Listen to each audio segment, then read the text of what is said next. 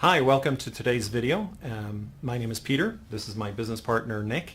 And we wanted to talk to you today about a subject that most sales managers are very familiar with, and it's this law or this perception that 80% of productivity comes from a smaller portion of the group. For example, 80% of profits might come from 20% of the employees. Right, and as we've gone through different companies and visited different companies, you'll find we found that that holds true. It's, give or take 5%. In most organizations, you have, the top 20% of the salespeople, producing, somewhere close to 80% of the sales.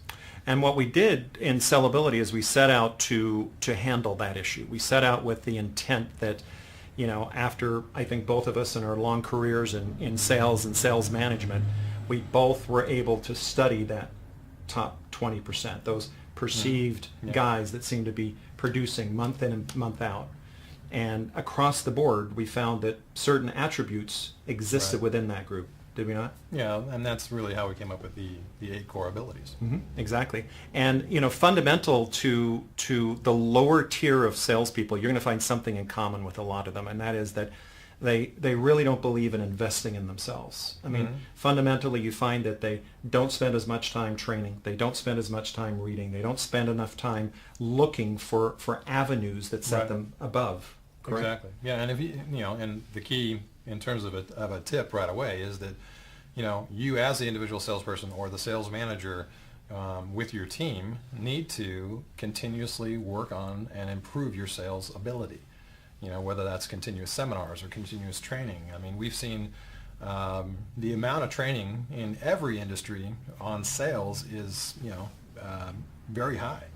But in spite of that, you would think that based on that the, sales should be, increasing dramatically. But this 80-20 holds in spite of that. So one of the things that we're bringing to the table is the difference in being able to have you continuously apply and continuously train, not just, you show up as we used to do, you get a motivational seminar and you're very, quote, motivated, right, for, a couple weeks, and, later you take the manual that you got at the seminar or the, the little workshop hack, and you take it down and, blow the dust off of it after 6 months, and you're like, wow, that was really motivating.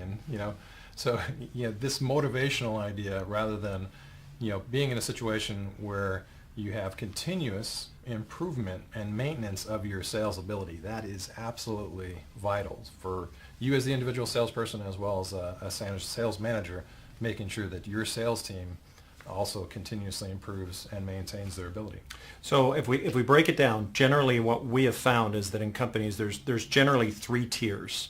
There's the top tier of salespeople, there's the bottom tier, always seems to be there, and there's this core group. Let's hypothetically say on average is about 60%. So you've got about 20% in the bottom, you've got 20% in the top, you got that 60% in the center. And we look at that core group as being core performers. And in analyzing the top performers, other than instinctive drive and the desire to be number one, if we take that out of the equation, generally we found that they fell into with 8 abilities, 8 core abilities. So the ability to communicate, right, the ability to control and steer the sales process, right?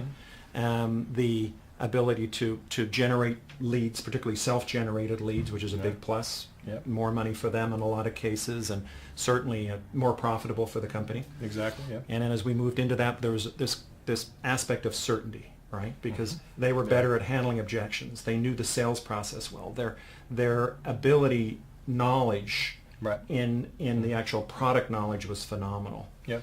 And one of the things we also found out that was intrinsic in successful salespeople is the understanding of this emotional process, which is important in the sales cycle. Yeah, exactly.